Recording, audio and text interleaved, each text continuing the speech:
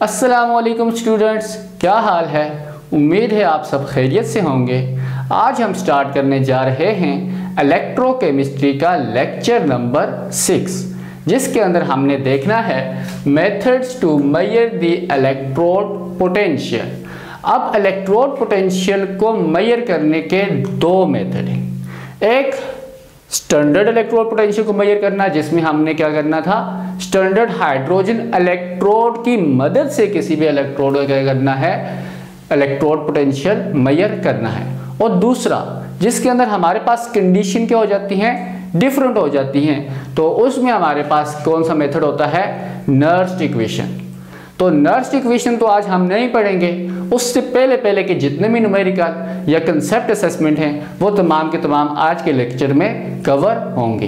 तो चलें स्टार्ट करते हैं। लेक्चर के अंदर हमने स्टैंडर्ड हाइड्रोजन इलेक्ट्रोड के बारे में पढ़ा था कि वो क्या होता है, उसका ऑक्सीडेटिव पोटेंशियल हो या रिडक्टिव पोटेंशियल हमने क्या कहा था, 0 वोल्ट होता है। और ये क्या है, एक रेफरेंस इलेक्ट्रोड है जिसकी मदद से हम बाकी इलेक्ट्रोड का इलेक्ट्रोड पोटेंशियल मेजर कर सकते हैं। तो उसी के जरिए हमने आज मेजर करना है किसका, जिंक का इलेक्ट्रोड पोटेंशियल। तो चलें स्टार्ट करते हैं। तो स्टैंडर्ड हाइड्रोजन इलेक्ट्रोड के अंदर भी हमने वही करना है। हमारे पास स्टैंडर्ड कंडीशन है और सॉल्यूशन क्या था हमारे पास, 1 मोल ऑफ HCl, जिसके अंदर एक ग्लास जैकेट थी और प्लैटिनियम फॉयल डिप की हुई थी। ये प्लैटिनियम फॉयल भी अजीब सी बन गई सब चीज़ें। और हमारे पास यहाँ से हाइड्रोजन गैस क्या हो रही थी, इनलेट हो रही थी एट 1 atm प्रेशर के ऊपर, 1 atm प्रेशर के ऊपर। अब ये फॉयल किसके साथ कनेक्ट आ गए, नेक्स्ट कंटेनर, और उसके अंदर मौजूद है 1 molar solution of ZnSO4, zinc sulphate का क्या है, सोल्यूशन मौजूद है। और उसके अंदर रॉड डिप किया हुआ है किसका, जिंक का। किसका रॉड डिप किया हुआ है, जिंक का। अब आपको पता है जिंक की कौन सी प्रॉपर्टी होती है, ऑक्सीडाइज होने की। और ये दोनों इलेक्ट्रोड आपस में किसके जरिए कनेक्ट हैं, किसके साथ कनेक्ट हैं, वोल्ट मीटर के साथ। और ये दोनों सॉल्यूशन साल्ट ब्रिज के जरिए भी आपस में क्या है, कनेक्ट हैं, ताकि हमारे पास चार्जेस क्या रहें, बैलेंस रहें सॉल्यूशन के अंदर। ये क्या है हमारे पास, साल्ट ब्रिज। क्या है हमारे पास, साल्ट ब्रिज। अब क्या होगा, जब हमने ये सारा सेटअप कंप्लीट कर दिया तो ये जिंक ने क्या करना है, ऑक्सीडाइज होना है। पिछले तमाम लेक्चर के अंदर हमने जिंक के बारे में तो पढ़ा है, जिंक की कौन सी प्रॉपर्टी है, ऑक्सीडाइज होने की, जिस वजह से यहाँ पे Zn2 पॉजिटिव की तादाद क्या होनी शुरू हो जाएगी, इस सोल्यूशन के अंदर इंक्रीज होना शुरू हो जाएगी। और हमारे पास इस इलेक्ट्रोड के अंदर हमारे पास क्या आ जाएगा, नेगेटिव चार्ज इंक्रीज हो जाएगा। जहाँ पे नेगेटिव चार्ज होता है उसको क्या कहते हैं, एनोड कहते हैं। और ये इलेक्ट्रॉन यहाँ से ट्रांसफर होना शुरू हो जाएंगे किसकी तरफ, स्टैंडर्ड हाइड्रोजन इलेक्ट्रोड की तरफ। और इसके रेफरेंस में ये कौन सा होगा, कैथोड होगा। क्या होगा, कैथोड। अब यहाँ पे कौन सा प्रोसेस हो रहा है, ऑक्सीडेशन का प्रोसेस। और यहाँ पे क्या हो रहा है, रिडक्शन का प्रोसेस। अभी हम बताएंगे क्या हो रहा है, कौन सा रिएक्शन हो रहा है। तो चलें, 8 कैथोड क्या हो रहा है, 8 कैथोड। कैथोड के ऊपर कौन सा रिएक्शन हो रहा है उसको हम क्या करते हैं, लिखते हैं। कैथोड के ऊपर यहाँ पे जिंक था, जिंक ने ऑक्सीडाइज होना शुरू हो गया Zn2 पॉजिटिव की फॉर्म में, और 2 इलेक्ट्रॉन उसने क्या किए, लूज किए। Zn से Zn2 पॉजिटिव प्लस 2 इलेक्ट्रॉन उसने क्या किए, लूज किए। अब ये इलेक्ट्रॉन यहाँ से मूव होना शुरू हो गए स्टैंडर्ड हाइड्रोजन इलेक्ट्रोड की तरफ। तो एनोड के ऊपर कौन सा रिएक्शन, 8 एनोड। एनोड के ऊपर कौन सा होना है, रिडक्टिव का प्रोसेस होना है। यहाँ पे सॉल्यूशन के अंदर कौन से आयन मौजूद है, H पॉजिटिव आयन मौजूद हैं और Cl नेगेटिव आयन मौजूद हैं। जब यहाँ पे नेगेटिव आयन की तादाद इंक्रीज होना शुरू हो जाएगी तो ये H पॉजिटिव क्या करेंगे, इसके ऊपर डिपॉजिट होंगे और वहाँ से इलेक्ट्रॉन को गेन करेंगे और जो किसके फॉर्म में रिलीज हो जाएंगे, या फिर यहाँ पे एब्जॉर्ब या फिर बाहर निकल जाएंगे इस कंटेनर से गैस की फॉर्म में। तो हमारे पास क्या होगा, 2H पॉजिटिव के एलिमेंट्स आएंगे या आयंस आएंगे, वो इन्हीं 2 इलेक्ट्रॉन्स को क्या करेंगे, गेन करेंगे, जिसके नतीजे में हमारे पास क्या होगा, H2 गैस या तो एब्जॉर्ब हो जाएगी इस प्लैटिनम मेटल के ऊपर, एब्जॉर्ब हो जाएगी, या फिर यहाँ से रिपेल आउट हो जाएगी, कंटेनर से बाहर बबल की फॉर्म में क्या हो जाएगी, निकल जाएगी। तो इन्हीं दोनों रिएक्शन को अगर हम ऐड ऑन करें तो ये 2 इलेक्ट्रॉन तो आपस में क्या हो गए, कैंसिल आउट हो गए, जिसके नतीजे में हमारे पास रिएक्शन ओवरऑल रिएक्शन हमारे पास सेल रिप्रेजेंटेशन क्या हुई, Zn का एक मॉलिक्यूल, 2 एलिमेंट्स आए या आयंस आए किसके, H पॉजिटिव के, उधर से क्या हुआ हमारे पास Zn2 positive plus H2 gas हमें क्या हुई, मिली है। तो यहाँ तक समझ आ गई कैथोड के ऊपर कौन सा प्रोसेस हुआ और एनोड के ऊपर, और ये क्या है हमारे पास सेल रिप्रेजेंटेशन। अब हम कैलकुलेशन की तरफ जाते हैं। तो यहाँ से जब इलेक्ट्रॉन्स का फ्लो शुरू हुआ तो यहाँ पे क्या हुआ, वोल्ट मीटर के ऊपर डिफ्लेक्शन आ गई, और वो डिफ्लेक्शन कितनी थी, 0.76 वोल्ट की थी। इट्स मीन कि इसका स्टैंडर्ड इलेक्ट्रोड पोटेंशियल, इस सेल का क्या है, स्टैंडर्ड इलेक्ट्रोड पोटेंशियल कितना है, 0.76 वोल्ट है। तो हमें वैल्यूज कौन कौन सी मिल चुकी हैं। अब इसकी कैलकुलेशन की तरफ भी हम चलते हैं। कैलकुलेशन अगर हम करें हमारे पास E नॉट की वैल्यू क्या है, 0.76 वोल्ट। E नॉट की वैल्यू हमें मिली है कितनी, 0.76 वोल्ट मिली, ठीक हो गया। अब ये कौन सा है, कैथोड है, E नॉट ऑफ कैथोड। अब इसकी हमें वैल्यू क्या है, स्टैंडर्ड है, ऑलरेडी IUPAC ने कहा हुआ है कि इसकी स्टैंडर्ड इलेक्ट्रोड पोटेंशियल, चाहे वो ऑक्सीडेटिव पोटेंशियल हो या फिर रिडक्टिव पोटेंशियल हो, वो कितना होता है, 0.00 वोल्ट होता है, 0.00 वोल्ट। और हमने क्या करना है, standard electrode potential of zinc को फाइंड करना है। तो E ऑफ एनोड है, ये क्या है, E नॉट ऑफ एनोड। हमने क्या करना है, E नॉट ऑफ एनोड क्या है हमारे पास, हमने फाइंड करना है। तो चले, हमारे पास फार्मूला हमने पिछली क्लास के अंदर भी देखा है, वो क्या था, E naught is equal to E of cathode, E of cathode minus E of anode, minus E of anode. ये हमारे पास क्या है, फार्मूला है किसका, स्टैंडर्ड इलेक्ट्रोड का। लेकिन आपकी बुक के अंदर कौन सा फार्मूला लिखा हुआ है, ये तो बुक के अंदर पिछले लेक्चर के अंदर जो हमारे पास सेल पोटेंशियल हमने देखा था उसके अंदर तो ये वाला फार्मूला था। लेकिन बुक के अंदर जो लिखा हुआ है, E naught is equal to E of anode, E naught of anode plus E of cathode. अब यहां पे देखो कितना ज्यादा डिफरेंस है, यहां पे भी क्या थे, E नॉट, यहां पे इन दोनों को, दो कैथोड और एनोड के दरमियान में नेगेटिव साइन मौजूद है, और यहाँ पे क्या है, दोनों के दरमियान में पॉजिटिव साइन। तो आया आपके लिए भी कंफ्यूजन हो रही होगी कि कौन सा फार्मूला हम यूज करें और कौन सा फार्मूला हम ना यूज करें। तो है तो ये वाला फार्मूला भी ठीक है अगर इसके नीचे उन्होंने मेंशन किया होता ऑक्सीडेटिव पोटेंशियल, और यहाँ पे मेंशन किया होता क्या, रिडक्टिव पोटेंशियल। लेकिन बुक में ये मेंशन नहीं है। अगर यहाँ पे ऑक्सीडेटिव, क्योंकि हमें पता है स्टैंडर्ड इलेक्ट्रोड पोटेंशियल कौन सा होता है, स्टैंडर्ड रिडक्टिव पोटेंशियल हमारे पास क्या होता है, स्टैंडर्ड इलेक्ट्रोड पोटेंशियल होता है। अगर E नॉट ऑफ एनोड हम लिखें तो हमें बगैर सोचे हुए हमें पता होना चाहिए कि वो स्टैंडर्ड रिडक्टिव पोटेंशियल है, अब जब तक के नीचे मेंशन ना हो कि दिस इज ऑक्सीडेटिव पोटेंशियल, जो बुक के अंदर मेंशन नहीं है।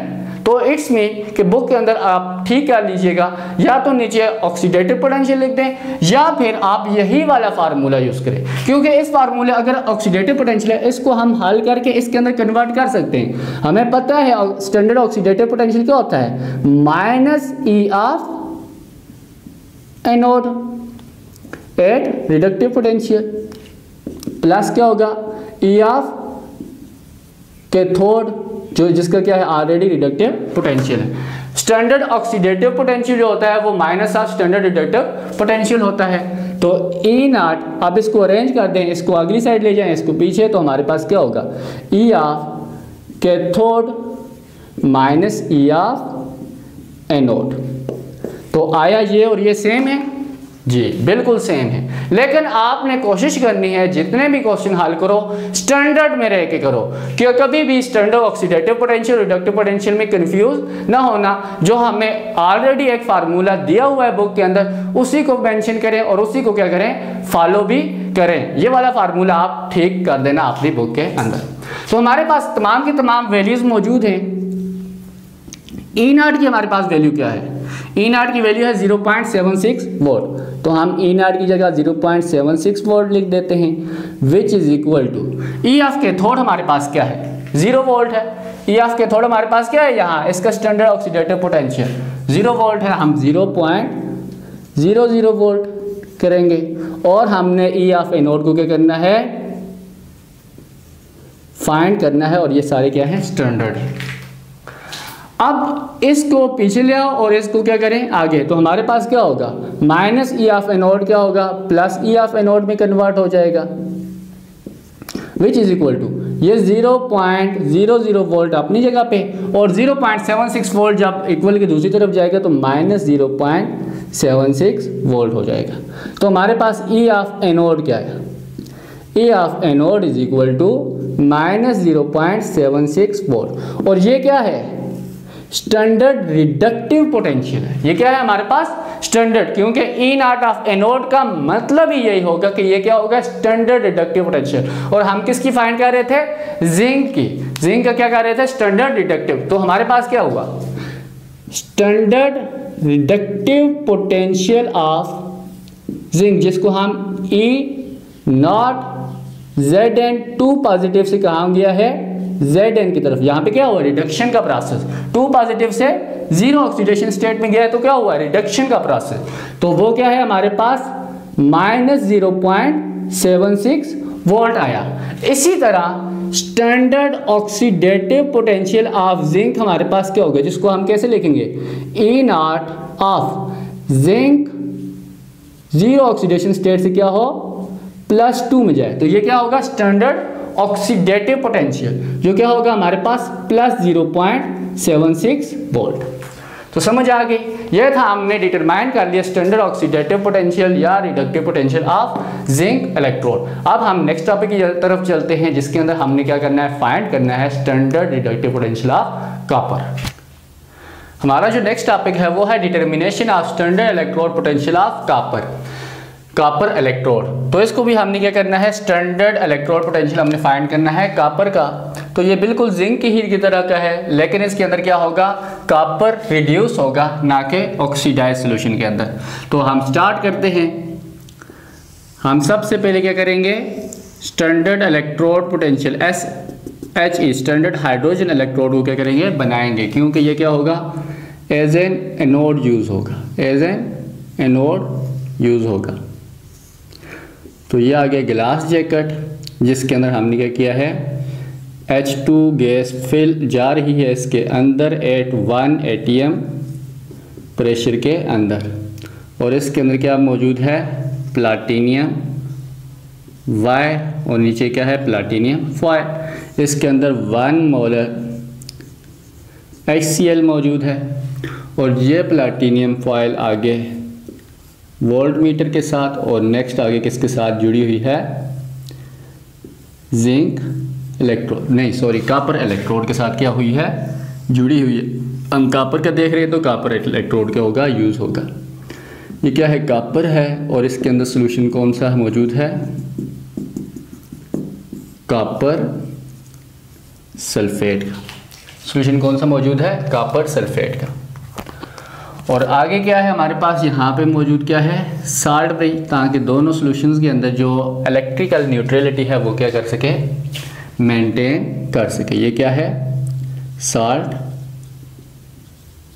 यहाँ पे जो ये सोल्यूशन है कॉपर सल्फेट का, ये भी 1 मोलर सोल्यूशन है और हमने प्रोवाइड कितना किया हुआ है, टेम्परेचर 25 डिग्री सेल्सियस। अब इस स्टैंडर्ड हाइड्रोजन इलेक्ट्रोड को इस डायग्राम के अंदर लेफ्ट साइड पे लिखने का मतलब यही है कि ये किसके तौर पे यूज़ हो रहा है, कैथोड के तौर पर, नहीं सॉरी एनोड के तौर पर, और ये किसके तौर पे यूज़ हो रहा है, कैथोड के तौर पर। इट्स मीन कि यहाँ से इलेक्ट्रॉन्स का क्या होगा, फ्लो होगा फ्रॉम लेफ्ट टू राइट, तो ये होगा ऑक्सीडाइज और ये क्या होगा, रिड्यूस। तो हमारे पास क्या है, 8 कैथोड कौन सा प्रोसेस होगा, कैथोड के ऊपर कौन सा प्रोसेस होगा। हमारे पास क्या मौजूद थे, सॉल्यूशन, यहाँ पे इलेक्ट्रोड के अंदर क्या मौजूद है, H2। अब ये H2 क्या होंगे, ऑक्सीडाइज होंगे। ऑक्सीडाइज होने की वजह से क्या हो जाएगा, 2H पॉजिटिव के फॉर्म में आयन बन जाएगा और 2 इलेक्ट्रॉन क्या हो जाएंगे, लूज। इट्स मीन कि इस फॉयल के अंदर जो प्लैटिनम फॉयल है, जिसके अंदर क्या है, हाइड्रोजन गैस एडजॉर्ब है या फिर एब्जॉर्ब है, वो क्या होगी, डिपॉजिट होगी इस सॉल्यूशन के अंदर, जिसके नतीजे में हमारे पास सॉल्यूशन के अंदर 2H, H पॉजिटिव की तादाद क्या हो जाएगी, इंक्रीज हो जाएगी, क्या हो जाएगी, इंक्रीज हो जाएगी।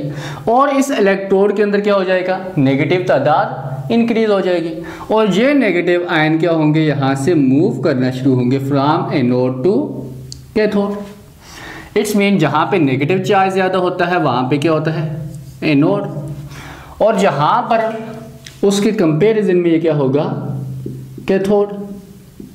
यहाँ पे इलेक्ट्रॉन्स आना शुरू हुए इस कॉपर के अंदर, जो Cu2 पॉजिटिव था, इसी तरह क्या मौजूद है, SO4 नेगेटिव मौजूद है, ठीक है, SO4 नेगेटिव मौजूद है।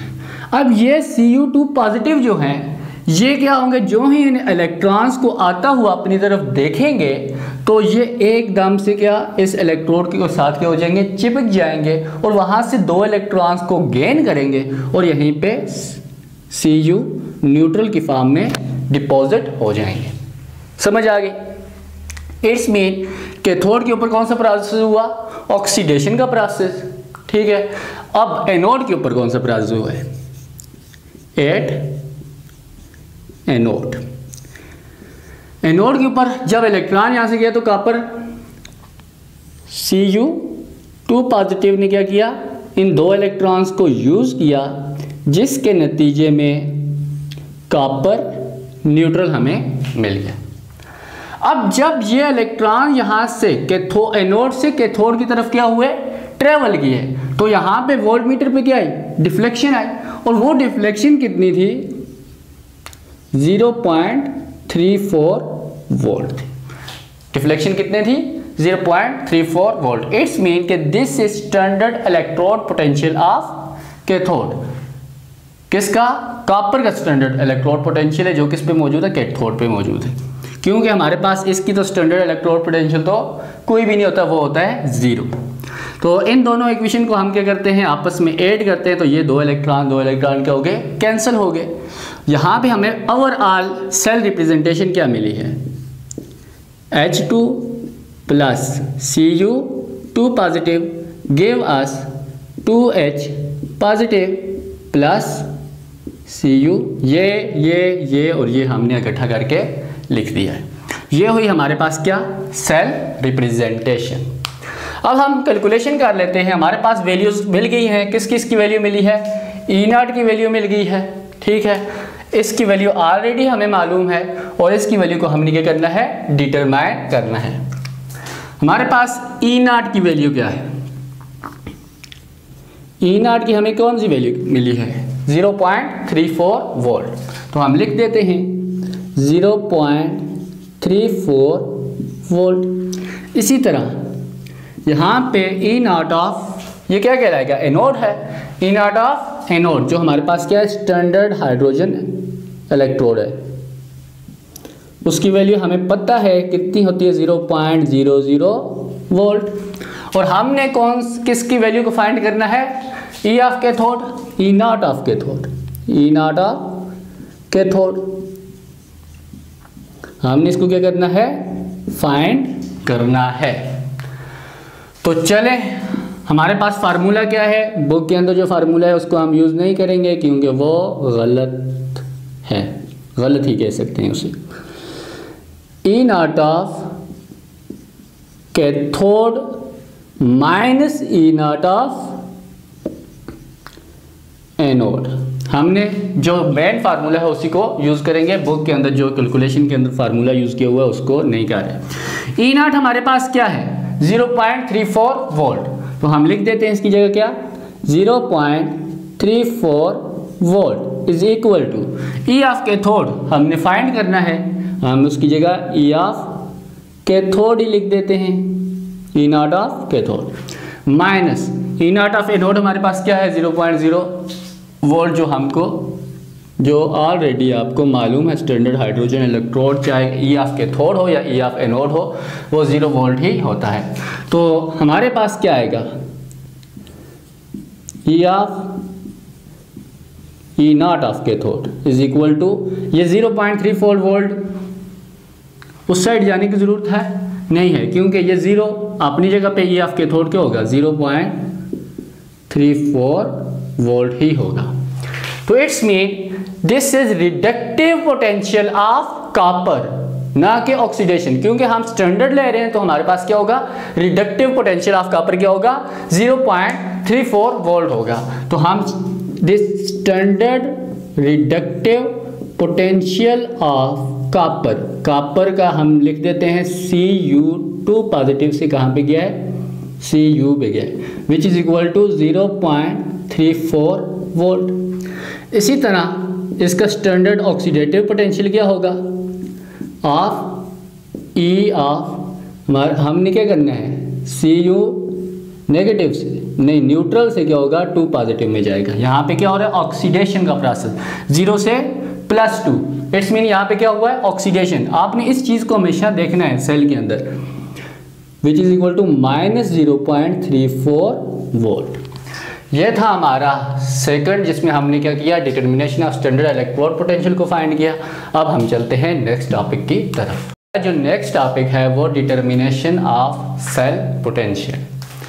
तो इस टॉपिक के अंदर तमाम की तमाम चीज़ें जो हैं वो पुरानी ही लिखी हुई है कि हमारे पास जो सेल होता है वो कंसिस्ट होता है 2 हाफ पे, एक ऑक्सीडेटिव हाफ होता है और दूसरा रिडक्टिव हाफ होता है। ऑक्सीडेटिव हाफ और रिडक्टिव हाफ दोनों का हमारे पास रिडक्टिव पोटेंशियल होता है, जिसका रिडक्टिव पोटेंशियल ज़्यादा होता है वो एक्ट करता है कैथोड के तौर पर, और जिसका रिडक्टिव पोटेंशियल कम होता है वो एक्ट करता है एनोड के तौर पर। और आखिर पे वही जनरल इक्वेशन जो E naught is equal to E of cathode minus E of anode है वही लिखा हुआ है। लेकिन हमारे पास जो मेन इसके अंदर है वो है एग्जाम्पल 2.5, जिसके अंदर हमने E नॉट की वैल्यू क्या करना है, फाइंड करना है। तो एग्जाम्पल 2.5 के अंदर हमें क्या कहा गया है कि कैलकुलेट हमने करना है क्या, E naught of cell. E naught of cell मतलब के सेल पोटेंशियल को हमने क्या करना है, कैलकुलेट करना है। किसके सेल पोटेंशियल को, जिंक कॉपर के सेल पोटेंशियल को हमने कैलकुलेट करना है। इसके अलावा उसका सेल रिएक्शन भी लिखना है और डायरेक्शन ऑफ इलेक्ट्रॉन फ्लो भी क्या करना है, हमने लिखना है। तो चलें इसके सॉल्यूशन की तरफ अगर आए तो आपको पता होना चाहिए जिंक और कॉपर का इलेक्ट्रोड पोटेंशियल यहाँ पे गिवन नहीं है, लेकिन वैसे बाकियों का आपको याद हो या ना हो, लेकिन जिंक और कॉपर का इलेक्ट्रोड पोटेंशियल क्या होना चाहिए, आपको आना चाहिए। ठीक है, तो सबसे पहले हम इलेक्ट्रोड पोटेंशियल जिंक का लिख देते हैं। इलेक्ट्रोड पोटेंशियल मतलब कि रिडक्टिव पोटेंशियल ऑफ जिंक, ना कि ऑक्सीडेटिव पोटेंशियल।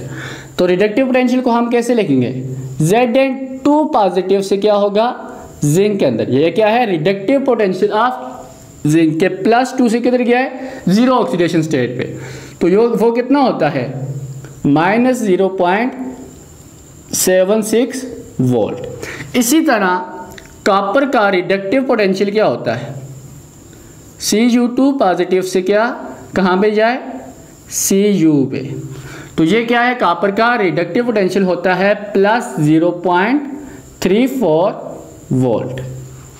ठीक हो गया। अब हमने क्या करना है, सबसे पहले सेल रिएक्शन की तरफ जाते हैं कि सेल रिएक्शन कौन सा होगा। उसके बाद हम इलेक्ट्रोड पोटेंशियल या सेल पोटेंशियल को डिस्कस करेंगे और उसके बाद हम बताएंगे डायरेक्शन ऑफ करंट। तो सबसे पहले हम देख लेते हैं कि आपको अभी बताया भी है कि हमारे पास जो जिसकी ई नॉट की वैल्यू ज़्यादा होती है वो किसके तौर पे एक्ट करता है, कैथोड के तौर पे। ये सिर्फ स्पॉन्टेनियस रिडॉक्स रिएक्शन के अंदर है, नॉन स्पॉन्टेनियस के अंदर ऐसा कोई भी नहीं है कंसेप्ट। तो हमारे पास यहाँ पे क्या है 0.34 और ये क्या है -0.76। तो हमारे पास बड़ी वैल्यू कौन सी है, ये वाली है। तो ये इसका मतलब किसके तौर पे एक्ट करेगा, कैथोड के तौर पर। किसके तौर पे एक्ट करेगा, कैथोड के तौर पर। और ये सेल किसके तौर पे एक्ट करेगा, एनोड के तौर पर। एनोड के तौर पर जहाँ जो सेल कैथोड के तौर पर एक्ट करता है वो क्या होता है, ज़्यादा रिड्यूस होता है। और जो एक्ट करता है एनोड के तौर पर, वहाँ पे कौन सा प्रोसेस होता है, ऑक्सीडेशन का प्रोसेस होता है। तो चलें अब हम सेल रिप्रेजेंटेशन देखते हैं। तो हम सबसे पहले 8 के एनोड कर देते हैं, 8 एनोड। तो एनोड के ऊपर कौन सा प्रोसेस होता है, एनोड के ऊपर ऑक्सीडेशन का प्रोसेस होता है। तो इट्स मीन कि जिंक क्या होगा, ऑक्सीडाइज होगा। तो ऑक्सीडेशन जिंक की लिख देते हैं, Zn से कहाँ पे जाएगा, Zn 2 पॉजिटिव प्लस 2 इलेक्ट्रॉन क्या करेगा, ये लूज करेगा। ठीक हो गया। इसी तरह अब कैथोड की तरफ जाए तो कैथोड के ऊपर कौन सा प्रोसेस होगा, 8 कैथोड। कैथोड की तरफ जाएं तो हमारे पास कौन सा प्रोसेस होता है, रिडक्शन का प्रोसेस होता है। तो यही वाले 2 इलेक्ट्रॉन क्या करेगा, कॉपर 2 पॉजिटिव क्या करेगा, यूज करेगा और क्या बन जाएगा, न्यूट्रल फॉर्म में। कॉपर न्यूट्रल फॉर्म में क्या हो जाएगा, बन जाएगा। तो अब इन दोनों को हम क्या करते हैं, ऐड अगर करें तो ये 2 इलेक्ट्रॉन आपस में क्या हो गए, कैंसिल आउट।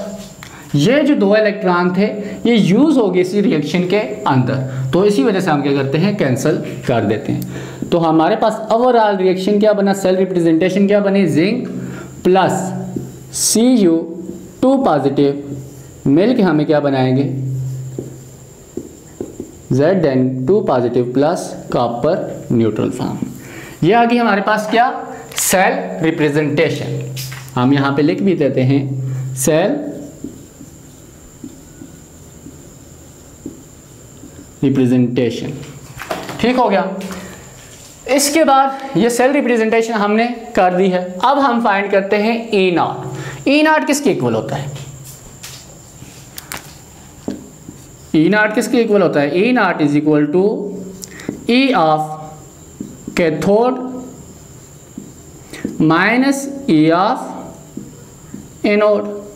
हम स्टैंडर्ड पे जा रहे हैं तो ये सारे क्या होंगे, ई नॉट होंगे। ठीक हो गया। अब ई नॉट को हमने फाइंड करना है तो यहाँ पे इसी तरीके से लिख देते हैं, ई नॉट को हम इसी तरह उतार देते हैं, is equal to E of cathode. हमारे पास क्या है, कैथोड किधर है हमारे पास, ये है 0.34 वोल्ट है। रिडक्टिव पोटेंशियल हमने लिखना है तो हम यहाँ पे क्या लिखेंगे, 0.34 वोल्ट। आगे क्या है, माइनस डाला। आगे क्या है, ई ऑफ एनोड। एनोड कौन सा है, ये है, और ये इसकी वैल्यू क्या है, -0.76। तो यहाँ पे हम क्या करते हैं, -0.76 वोल्ट लिखते हैं। समझ आ गई। अब next, E naught is equal to 0.34 volt minus plus 0.76 volt. अब हम क्या करते हैं, इन दोनों को प्लस कर देते हैं। 6 + 4 10, 0 लगा, 1 कैरी 7 8 9 10 11, 1 लगा, 1 कैरी और 1.10 वोल्ट हमारे पास क्या आ गया, इसका आंसर आ गया।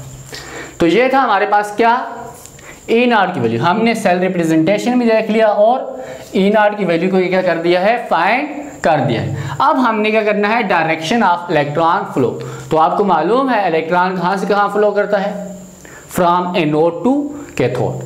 तो हमारे पास एनोड पे क्या है, जिंक है। इट्स मीन कि इलेक्ट्रॉन कहाँ से ट्रांसफर करेगा, जिंक से किसकी तरफ, कॉपर की तरफ। तो यही हम लिखेंगे। तो हम क्या लिखते हैं, electron flow from anode to cathode. In this reaction,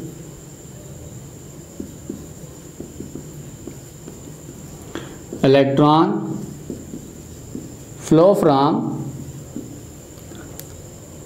zinc to copper because zinc acts as anode and copper acts as cathode. तो यह था हमारी एग्जाम्पल 2.5। तो अब चलते हैं हम 2.6 एग्जाम्पल की तरफ। तो एग्जाम्पल 2.6 में हमारे पास दो हाफ रिएक्शन दिए हुए हैं और कहा गया है कि हमने E0 की वैल्यू फाइंड करनी है, इसी तरह सेल रिएक्शन फाइंड करना है और आइडेंटिफाई करना है कि इन दोनों में एनोड कौन सा है। तो सबसे पहले हम सेल रिएक्शन को फाइंड करेंगे, उसके बाद E0 की वैल्यू को फाइंड करेंगे और उसके बाद आइडेंटिफाई करेंगे कि एनोड कौन सा है। वैसे तो आइडेंटिफाई करना डायरेक्टली बहुत आसान है कि जिसकी वैल्यू क्या होगी, E0 की वैल्यू बड़ी होगी वो वाला सेल किसके तौर पर एक्ट करेगा, कैथोड के तौर पर, जिसकी E0 की वैल्यू। अब E0 की वैल्यू यहाँ पे कौन सी यूज होती है, रिडक्टिव पोटेंशियल की वैल्यू यूज होती है। तो हमारे पास जिसका रिडक्टिव पोटेंशियल बड़ा होगा वो एक्ट करेगा किसके तौर पर, कैथोड के तौर पर, और जिसका रिडक्टिव पोटेंशियल कम होगा वो एक्ट करेगा किसके तौर पर, एनोड के तौर पर। यहाँ पे ग्रेटर रिडक्टिव पोटेंशियल कौन सा है, 0.25 ग्रेटर देन है या -2.38। जाहिर है -0.25 किसके तौर पर एक्ट करेगा, क्योंकि ये क्या है, बड़ा है, तो ये एक्ट करेगा किसके तौर पर, कैथोड के तौर पर। और ये -2.38 जो है छोटी रकम है -0.25 से, तो ये एक्ट करेगा किसके तौर पर, एनोड के तौर पर। तो यहाँ से हम डायरेक्टली बता भी सकते हैं कि मैग्नीशियम किसके तौर पर एक्ट करती है, एनोड के तौर पर एक्ट करती है। तो चलिए अब सेल रिप्रेजेंटेशन की तरफ अगर हम जाएं तो हमारे पास क्या होगा, सबसे पहले हम एट एनोड लिखते हैं। एट एनोड, एनोड के ऊपर कौन सा प्रोसेस होता है, रिडक्शन का प्रोसेस या ऑक्सीडेशन का प्रोसेस, ऑक्सीडेशन का प्रोसेस होता है ना। तो हम क्या करेंगे, एनोड के ऊपर ऑक्सीडेशन का प्रोसेस लिखते हैं। हमारे पास क्या है, मैग्नीशियम है, यहाँ तो रिडक्टिव पोटेंशियल ही लिखेंगे, लेकिन हमने क्या करना है, ऑक्सीडेशन का प्रोसेस करना है। तो हमारे पास क्या होगा, इट्स मीन कि मैग्नीशियम न्यूट्रल फॉर्म में होगा, वो क्या करेगा, Mg2 पॉजिटिव प्लस 2 इलेक्ट्रॉन को क्या करेगा, रिमूव करेगा। ये क्या है, ऑक्सीडेशन का प्रोसेस। यहाँ पे तो रिडक्शन का प्रोसेस ही इक्वेशन के अंदर दिया हुआ है, क्योंकि आगे क्या किया हुआ है, रिडक्टिव पोटेंशियल दिया हुआ है तब भी, लेकिन हमने खुद आइडेंटिफाई करना होता है कि कौन सा ऑक्सीडेशन का प्रोसेस कर रहा है और कौन सा रिडक्शन का प्रोसेस एलिमेंट कर रहा है। तो यहाँ पे किसका प्रोसेस हुआ, ऑक्सीडेशन का प्रोसेस हुआ है। तो हम आगे लिख भी देते हैं ऑक्सीडेशन। इसी तरह एट कैथोड, कैथोड के ऊपर कौन सा प्रोसेस होता है, एट कैथोड, कैथोड के ऊपर कौन सा प्रोसेस होगा, रिडक्शन का प्रोसेस। तो रिडक्शन का प्रोसेस हम डायरेक्टली इसी तरीके से लिख देते हैं कि निकल क्या आया, निकल ने यही मैग्नीशियम वाले 2 इलेक्ट्रॉन्स लिए और क्या बन गया, निकल न्यूट्रल।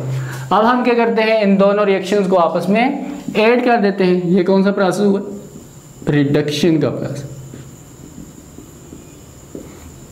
इन दोनों को जब ऐड करेंगे ये इलेक्ट्रॉन आपस में क्या हो गए, कैंसिल आउट हो गए। अब हमारे पास क्या बचा, यहाँ पे क्या था, निकल 2 पॉजिटिव था, Mg plus Ni2 positive gave us Mg2 positive plus Ni। तो ये थी हमारे पास क्या, सेल रिप्रेजेंटेशन। क्या थी हमारे पास, सेल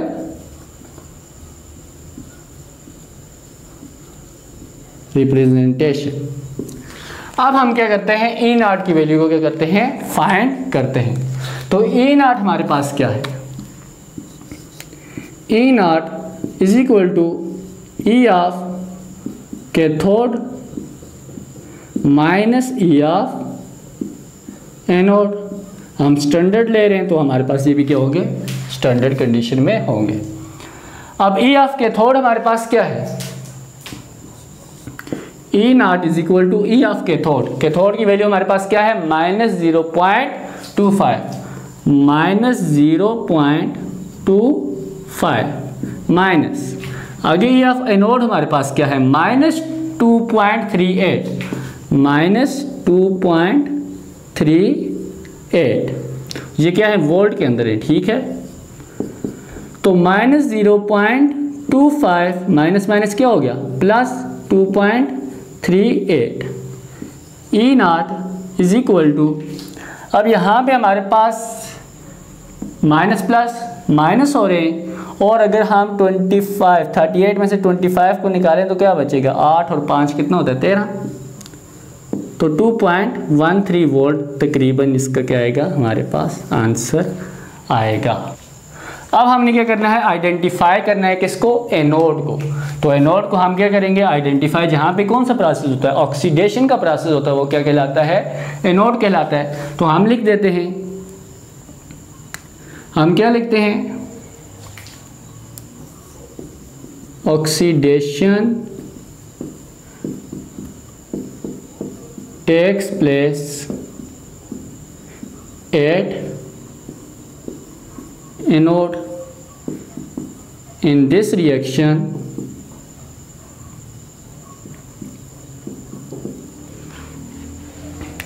क्या ऑक्सीडाइज हुआ है, magnesium is oxidise, so it act as anode. तो हमारे पास क्या हुआ है, यहाँ पे मैग्नीशियम ऑक्सीडाइज हुआ है, तो उसने क्या किया है, एनोड के तौर पे क्या किया है, एक्ट किया है। तो ये थी हमारी एग्जांपल 2.6। अब हम चलते हैं नेक्स्ट टॉपिक की तरफ। हमारा जो नेक्स्ट टॉपिक है वो है कंसेप्ट असेसमेंट एक्सरसाइज 2.6, जिसके अंदर 2 रिएक्शन दिए हुए हैं, हाफ रिएक्शन, और उसमें भी कहा गया है कि हमने ई नॉट की वैल्यू फाइंड करनी है, इसी तरह सेल रिएक्शन लिखना है और डायरेक्शन ऑफ इलेक्ट्रॉन फ्लो भी लिखना है। तो यहाँ भी हमारे पास 2 हाफ रिएक्शन कौन कौन से हैं, कॉपर 2 इलेक्ट्रॉन को गेन करता है, क्या बन जाता है, कॉपर न्यूट्रल हो जाता है, और उसके एक ई नॉट की वैल्यू हमारे पास क्या है, 0.34 वोल्ट है। इसी तरह हमारे पास F2 है और उसकी हमारे पास ई नॉट की वैल्यू क्या है, +2.87 है। अब हमें मालूम है ये दोनों रिडक्टिव पोटेंशियल हैं, और जिसका रिडक्टिव पोटेंशियल बड़ा होगा वो एक्ट करेगा किसके तौर पर, कैथोड के तौर पर। यहाँ पे ये क्या करेगा, एक्ट करेगा किसके तौर पर, कैथोड के तौर पर। किसके तौर पर एक्ट करेगा, कैथोड के तौर पर। और ये एक्ट करेगा किसके तौर पर, एनोड के तौर पर। जिसकी रिडक्टिव पोटेंशियल की वैल्यू क्या होगी, कम होगी, वो किसके तौर पर एक्ट करेगा, एनोड के तौर पर। सबसे पहले हम क्या करते हैं, सेल रिप्रेजेंटेशन की तरफ आए। तो हमारे पास क्या है, सबसे पहले एट एनोड कौन सा प्रोसेस होगा, फिर उसके बाद हम देखेंगे एट कैथोड कौन सा प्रोसेस होता है, और उनको क्या करेंगे, हम ऐड करेंगे तो हमारे पास क्या आ जाएगी, सेल रिप्रेजेंटेशन आ जाएगी। तो चलिए आप सबसे पहले क्या करते हैं, एट एनोड। एनोड के ऊपर कौन सा प्रोसेस होता है, ऑक्सीडेशन का प्रोसेस। इट्स मीन के कॉपर क्या करेगा, किसके अंदर चला जाएगा, Cu2 पॉजिटिव की फॉर्म में जाएगा, और 2 इलेक्ट्रॉन्स को क्या करेगा, रिमूव करेगा। 2 इलेक्ट्रॉन्स को क्या करेगा, रिमूव करेगा। इसी तरह कैथोड के ऊपर कौन सा प्रोसेस होगा, एट कैथोड। कैथोड के ऊपर कौन सा प्रोसेस होगा, रिडक्शन का प्रोसेस। उसमें क्या होगा, हमारे पास फ्लोरीन क्या करेगा, इन्हीं 2 इलेक्ट्रॉन्स को गेन करेगा, जिसकी वजह से 2F नेगेटिव आयन हमारे पास क्या होंगे, बन जाएंगे। अब इन्हीं दोनों को हम रिएक्शंस को आपस में ऐड करें तो हमारे पास क्या आता है, यहाँ पे कौन सा प्रोसेस हुआ है, ऑक्सीडेशन का प्रोसेस हुआ है, और यहाँ पे कौन सा प्रोसेस हुआ है, रिडक्शन का प्रोसेस। रिडक्शन का प्रोसेस हुआ है। तो चलिए अब हम ऐड करें, तो डायरेक्टली हम मैं यहाँ पे ही ऐड कर देता हूँ। ये 2 इलेक्ट्रॉन आपस में क्या हो गए, कैंसिल आउट हो गए। तो हमारे पास ओवरऑल रिएक्शन क्या बना, plus F2 gave us Cu2 positive plus 2F negative plus 2F negative. ये होगी हमारे पास क्या मिली हमें, सेल रिप्रेजेंटेशन या सेल रिएक्शन। सेल रिएक्शन लिख देते। तो हमने एक चीज तो क्या कर दी, हमने फाइंड आउट कर दी। अब उसके बाद हमने क्या करना है, ई नॉट की वैल्यू को फाइंड करना है। तो ई नॉट किसके इक्वल होता है, E naught is equal to E of cathode minus E of anode. तो E naught is equal to E of cathode हमारे पास क्या है 2.87, क्या है हमारे पास 2.87, और ई ऑफ एनोड हमारे पास क्या है, बीच में क्या है माइनस, ई ऑफ एनोड हमारे पास क्या है प्लस 0.34 वोल्ट। तो E naught is equal to 2.87 minus 0.34। तो हम साइड पे माइनस भी कर देते हैं। 2.87 में से अगर हम 0.34 को क्या करें, माइनस करें, 7 में से 4 गया कितना बचा 3, 8 में से 3 गया 5 और 2.53। तो हमारे पास ई नॉट की वैल्यू क्या आई है 2.53 वोल्ट। ये आ गई हमारे पास किसकी वैल्यू, ई नॉट की वैल्यू। उसके बाद हमने क्या करना है, direction of flow of electron. Direction of flow of electron को क्या करना है, हमने बताना है कि इलेक्ट्रॉन किस तरफ क्या किया है, फ्लो की। अब हमें मालूम है कि इलेक्ट्रॉन कहाँ से, एनोड से कैथोड की तरफ क्या करते हैं, ट्रेवल करते हैं। तो यहाँ पे क्या हुआ है, एनोड किसने एक्ट किया है, कॉपर ने। तो इट्स मीन के इलेक्ट्रॉन कहाँ से कहाँ ट्रेवल किए हैं, कॉपर से फ्लोरीन की तरफ। तो हम लिखेंगे electron flow from anode to cathode. In this reaction,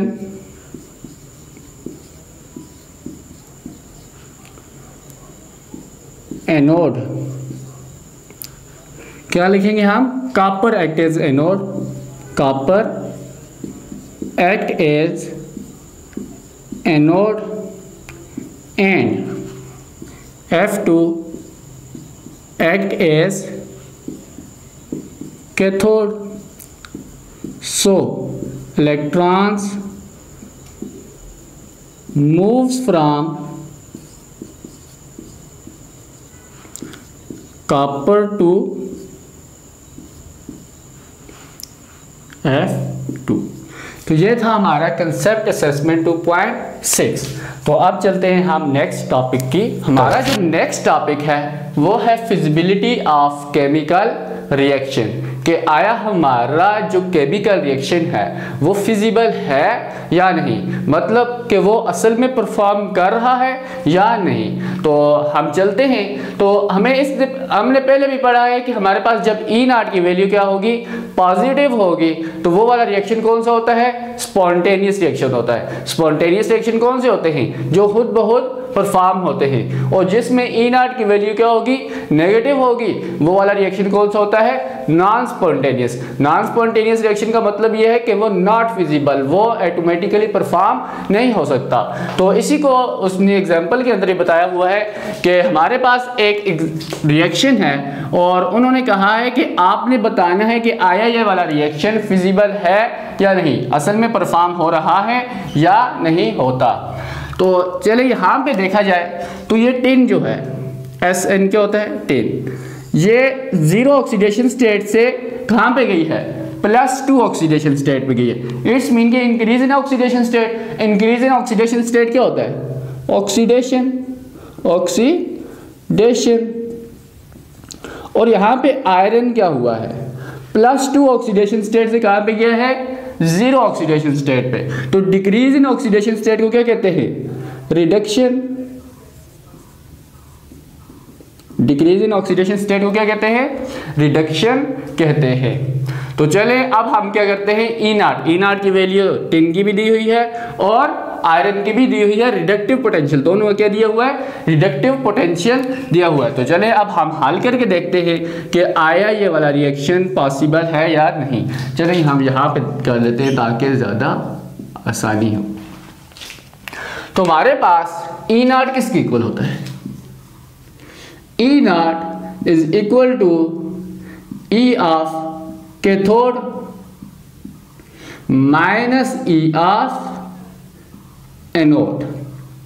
अब इस रिएक्शन के अंदर कौन सी चीज, टिन या आयरन, इन दोनों में से कौन सा ऑक्सीडेशन का प्रोसेस कर रहा है, टिन कर रहा है ना, तो ऑक्सीडेशन का प्रोसेस किसके ऊपर होता है, एनोड के ऊपर होता है, और रिडक्शन का प्रोसेस किसके ऊपर होता है, कैथोड के। इसका मतलब है कि ये जो आयरन है ये कैथोड के तौर पर एक्ट कर रहा है, और जो टिन है वो किसके तौर पर एक्ट कर रहा है, एनोड के तौर पर। तो हमारे पास क्या है, E of cathode, E of cathode it's mean क्या होगा, ई ऑफ आयरन। तो वो क्या है हमारे पास -0.44, E naught is equal to -0.44 volt minus E of anode हमारे पास क्या है, ई ऑफ एनोड मतलब के टिन, जहां पे कौन सा प्रोसेस हुआ है, ऑक्सीडेशन का प्रोसेस हुआ है, वो क्या है हमारे पास -0.14 वोल्ट। तो हम यहाँ पे ई ऑफ एनोड की जगह क्या लिखेंगे, -0.14 वोल्ट हो जाएगा। तो ई नॉट की हमारे पास वैल्यू क्या आई है, -0.44 वोल्ट में से माइनस माइनस प्लस हो गया 0.14 volt, E not minus plus minus minus plus minus 0.44 में से 0.14 को अगर हम निकाल लें तो हमारे पास आएगा -0.30 वोल्ट। कितना आएगा, -0.30 वोल्ट। बड़ी रकम कौन सी है, -0.44 है ना, उसके साथ कौन सा चार्ज है, माइनस का चार्ज है, तभी हमने क्या किया है, माइनस लिखा है। तो यहां से हमें पता चल रहा है कि ये वाला रिएक्शन क्या है, नॉन स्पॉन्टेनियस रिएक्शन है, non spontaneous reaction. Non spontaneous क्यों है, क्योंकि इसकी ई नॉट की वैल्यू क्या आई है, नेगेटिव आई है। क्या आई है, नेगेटिव। इट्स मीन कि ये रिएक्शन फिजिबल नहीं है, ये रिएक्शन फिजिबल नहीं है। हाँ, अगर यही रिएक्शन इस तरीके से होता, क्या होता, इस तरीके से, तो ये क्या होता, फिजिबल होता, ये ऑटोमेटिकली परफॉर्म कर रहा होता। तो समझ आ गई। अब हम चलते हैं नेक्स्ट कंसेप्ट असेसमेंट की तरफ। हमारे पास कंसेप्ट असेसमेंट 2.7 के अंदर 3 क्वेश्चन हैं, जिनमें से 2 मैंने क्या किए हुए हैं, लिखे हुए हैं। तो पहले क्वेश्चन में उन्होंने कहा है कि can magnesium displace copper from solution of copper sulphate. मतलब ये है कि हमारे पास क्या है, बीकर के अंदर कॉपर सल्फेट का सॉल्यूशन, उसके अंदर अगर मैग्नीशियम मेटल को डिप किया जाए तो आया मैग्नीशियम मेटल कॉपर को डिस्प्लेस करेगी या नहीं करेगी। तो देखते हैं, हमारे पास क्या है, ई नॉट मैग्नीशियम की भी मौजूद है और कॉपर की। ये आपके बुक के अंदर जो टेबल है उसके अंदर से हमने क्या किया है, उठाया है। तो सॉल्यूशन के अंदर अगर हम जाएं तो उन्होंने पूछा क्या है कि हमारे पास मैग्नीशियम क्या करे, कॉपर सल्फेट के सॉल्यूशन के साथ रिएक्ट करके MgSO4 बनाए प्लस Cu न्यूट्रल बनाए। तो ये उन्होंने कहा है ओवरऑल ये वाला रिएक्शन आया पॉसिबल होगा या नहीं होगा। तो यहां पे कौन सा प्रोसेस हुआ है, Mg न्यूट्रल से कहां पे गया है, +2 ऑक्सीडेशन स्टेट पे, और यहां पे कॉपर क्या हुआ है, +2 ऑक्सीडेशन स्टेट से कहां पे गया है, 0 ऑक्सीडेशन स्टेट पे। तो इट्स मीन कि ये मैग्नीशियम जो हुआ ऑक्सीडाइज हुआ है और कॉपर क्या हुआ है, रिड्यूस हुआ है। तो मैग्नीशियम ने कहां पे वर्क किया है, मैग्नीशियम एक्ट कर रहा है किसके तौर पे, एनोड के तौर पर, और कॉपर किसके तौर पे एक्ट कर रहा है, कैथोड के तौर पर। चलो ये लिख भी देते हैं आपकी बुक के अंदर, क्योंकि ऊपर वाले में भी लिखा हुआ था, मैंने नहीं लिखा था। तो मैग्नीशियम क्या करेगा, Mg+2 इलेक्ट्रॉन को लूज करेगा, जिसकी वजह से मैग्नीशियम के ऊपर क्या हो जाएगा, +2 चार्ज आएगा, और ये किसके तौर पे एक्ट करेगा, एनोड के तौर पर। एनोड पे कौन सा प्रोसेस होता है, ऑक्सीडेशन का प्रोसेस। इसी तरह कॉपर क्या करेगा, मैग्नीशियम से 2 इलेक्ट्रॉन लेगा और क्या बन जाएगा, कॉपर न्यूट्रल। और ये कहाँ पे मौजूद है, कैथोड के ऊपर क्या है, मौजूद है। तो अब हम क्या करते हैं, E0 की वैल्यू से हमें पता चल जाएगा क्या कि आया ये फिजिबल है रिएक्शन या नहीं। तो यहां पे लिख देते हैं E0 किसके इक्वल होता है, E of cathode minus E of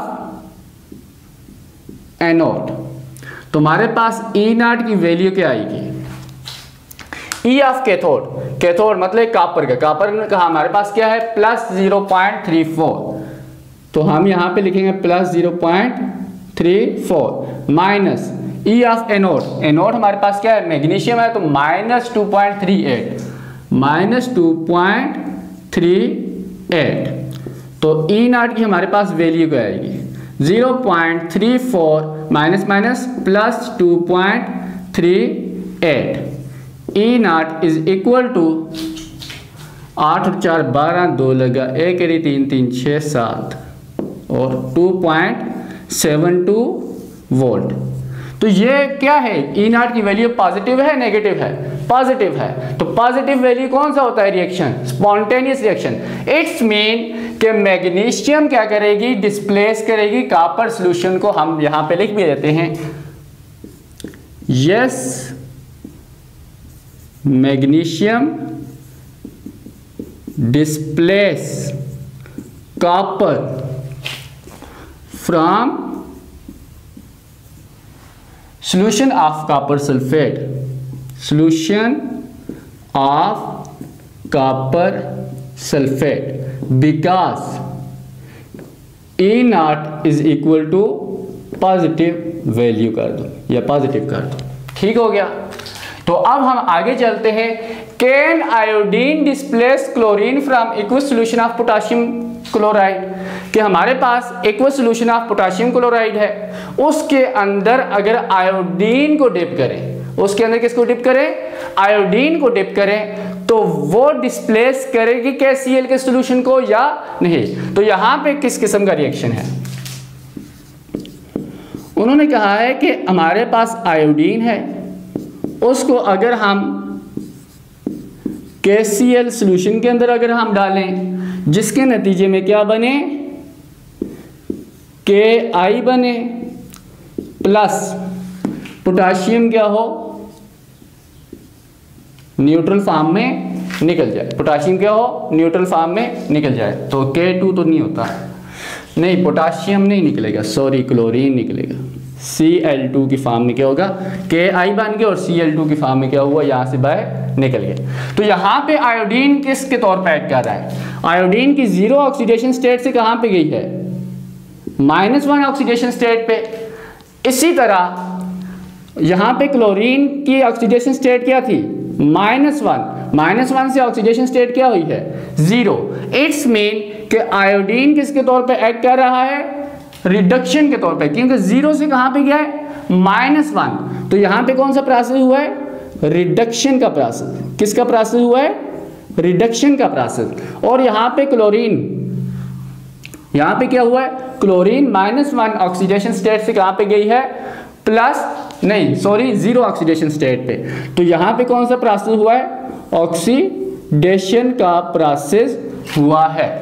तो अब ये जो आयोडीन है, रिडक्शन का प्रोसेस हुआ है, एक्ट करेगी किसके तौर पे, कैथोड के तौर पर। और यहाँ पे क्लोरीन पे ऑक्सीडेशन का प्रोसेस हुआ है, तो वो किसके तौर पे एक्ट करेगी, एनोड के तौर पर। तो एनोड के ऊपर कौन सा रिएक्शन हो रहा है, इट्स मीन कि हमारे पास क्या है, Cl-1 था, उसने क्या किया, वो किसके अंदर कन्वर्ट हुई है, 2Cl-1। हम लिख देते हैं जीरो ऑक्सीडेशन स्टेट पे +2 इलेक्ट्रॉन इसने क्या किए हैं, रिमूव किए हैं। इसी तरह हमारे पास क्या है, यहाँ पे आयोडीन, आयोडीन हमारे पास क्या थी I2, उसने यही वाले 2 इलेक्ट्रॉन्स को गेन किया, जिसकी वजह से 2I नेगेटिव बन गया, ठीक हो गया। तो ओवरऑल रिएक्शन क्या था, ये वाला। और ये 2 इलेक्ट्रॉन आपस में कैंसिल हो जाएं तो इनको प्लस करो तो दोबारा ये वापस आ जाएगा। अब हम E0 की वैल्यूज देखते हैं। E naught is equal to E of cathode minus E of anode. E naught is equal to E of cathode. Cathode किसने एक्ट किया है? ये क्या है हमारे पास, यहाँ पे कौन सा प्रोसेस हुआ है? ऑक्सीडेशन का प्रोसेस। तो ये एक्ट करेगा किसके तौर पर?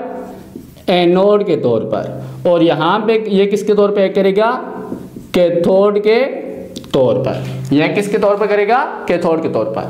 इट्स मीन के क्लोरीन का E naught की वैल्यू क्या है? 1.36। यहाँ पे हम लिख देते हैं 1. कैथोड है ना, कैथोड पे हमारे पास क्या है? आयोडीन। आयोडीन का हम लिखेंगे 0.54 माइनस E ऑफ एनोड हमारे पास क्या है? 1.36। तो हम यहाँ पे लिखेंगे 1.36। तो हमारे पास E naught की वैल्यू क्या आएगी? प्लस माइनस माइनस, बड़ी रकम के साथ क्या है? माइनस का साइन है, यहाँ पे लगेगा किसका साइन? माइनस का साइन। अब हम देखते हैं 1.36 में से 0.54 अगर निकालें, 0.54 अगर हम निकालें तो हमारे पास क्या आएगा? 6 में से 4 के कितना बचा? 2 बचा। यहाँ पे 13 में से 5 निकालें तो 8, तो तकरीबन ये आएगा कितना? Minus 0.82 volt. तो आया ये वाला रिएक्शन फिजिबल है या नहीं? नहीं है, क्योंकि इसकी E naught की वैल्यू क्या आई है? नेगेटिव आई है। तो इट्स मीन कि आयोडीन कभी भी पोटेशियम क्लोराइड के अंदर अगर हम डिप करें तो वो उसको रिप्लेस नहीं कर सकता। तो हम यहाँ पे लिख देते हैं no iodine never displace solution of potassium chloride. तो ये हो गया हमारा कंसेप्ट असेसमेंट के 2 क्वेश्चन। अब हम चलते हैं थर्ड क्वेश्चन की तरफ। अब हम चलते हैं लास्ट कंसेप्ट असेसमेंट की तरफ, जिसके अंदर एक इक्वेशन दी हुई है और कहा गया है कि आया ये वाला रिएक्शन फिजिबल है या नहीं है। तो हमारे पास एल्युमिनियम और मैंगनीज आपस में रिएक्ट करते हैं, जिसकी वजह से एल्युमिनियम 3 पॉजिटिव और मैंगनीज न्यूट्रल हमारे पास क्या होता है? मिलता है। तो इट्स मीन कि एल्युमिनियम इस रिएक्शन के अंदर क्या हुआ है? 0 से +3 ऑक्सीडेशन स्टेट में गया तो क्या हुआ है? ऑक्सीडाइज। और मैंगनीज +2 ऑक्सीडेशन स्टेट से कहाँ पे गया है? 0 ऑक्सीडेशन स्टेट पे। तो ये क्या हुआ है? रिड्यूस। ये क्या हुआ है? रिड्यूस हुआ है। तो इट्स मीन कि ये वाला प्रोसेस एनोड के ऊपर हुआ है, एल्युमिनियम का ऑक्सीडाइज होने का प्रोसेस, और मैंगनीज का रिड्यूस होने का प्रोसेस किसके ऊपर हुआ है? कैथोड के ऊपर हुआ है। तो चले अब हम लिखते भी हैं तो क्या हुआ होगा रिएक्शन। हमारे पास 8 एनोड के ऊपर क्या हुआ है? एल्युमिनियम ने क्या किया है? एल्युमिनियम 3 पॉजिटिव में गया है और 3 इलेक्ट्रॉन्स इसने क्या किए हैं? रिमूव किए हैं। ये प्रोसेस किसके ऊपर हुआ है? कैथोड के ऊपर। कैथोड के ऊपर नहीं, एनोड के ऊपर। इसी तरह मैंगनीज 2 पॉजिटिव है ना, उसने क्या किया? 2 इलेक्ट्रॉन्स को लिया और क्या बन गया? Mn neutral. अब यहाँ पे देखा जाए तो ये यहाँ पे 3 इलेक्ट्रॉन रिमूव हुए हैं, लेकिन इस रिएक्शन के अंदर यहाँ पे कितने इलेक्ट्रॉन यूज हुए हैं? 2 इलेक्ट्रॉन यूज हुए। तो आया ये बैलेंस केमिकल इक्वेशन है? नहीं। आपने जब भी केमिकल इक्वेशन को बैलेंस करना सीखा था तो उसके अंदर जितने ऊपर इलेक्ट्रॉन यूज हुए उतने ही क्या होने चाहिए? नीचे भी इलेक्ट्रॉन यूज होने चाहिए।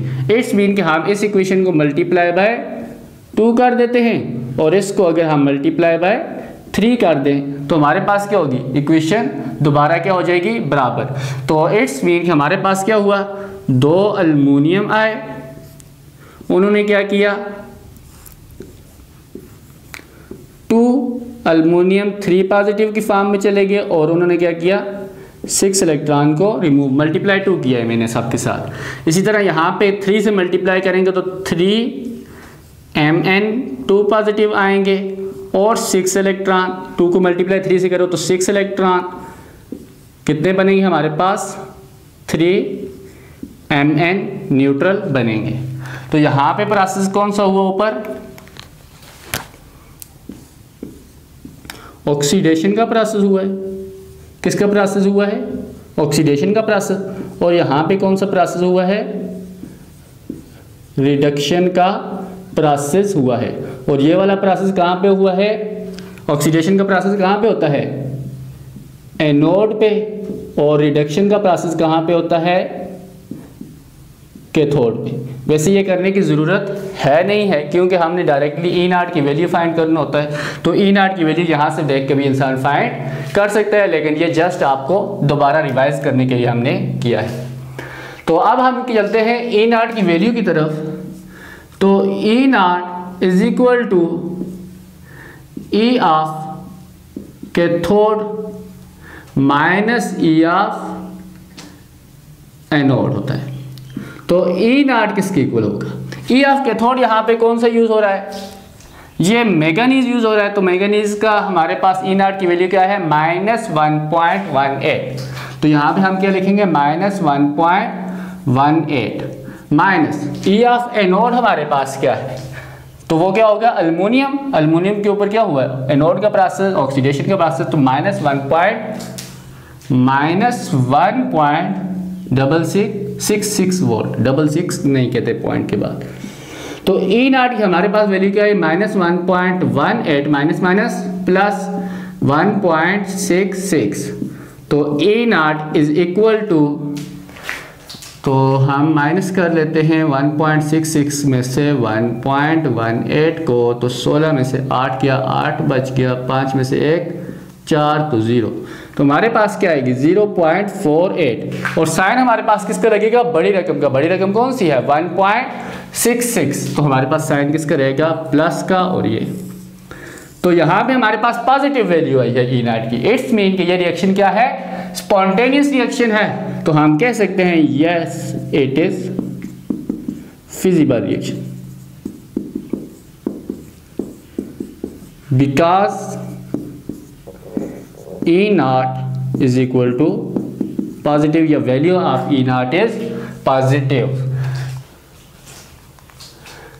तो ये था हमारा आज का लेक्चर, जिसके अंदर हमने सबसे पहले जिंक के स्टैंडर्ड हाइड्रोजन इलेक्ट्रोड को फाइंड किया, इसी तरह कॉपर का स्टैंडर्ड हाइड्रोजन इलेक्ट्रोड को फाइंड किया, और हमने फिजिबिलिटी ऑफ रिएक्शन भी पढ़ा, और तमाम के तमाम कंसेप्ट असेसमेंट्स को भी क्या किया है? हल किया है। तो कल के लेक्चर के अंदर हम नर्स्ट इक्वेशन पढ़ेंगे। तो मिलते हैं नेक्स्ट लेक्चर के अंदर, तब तक के लिए अल्लाह हाफिज़।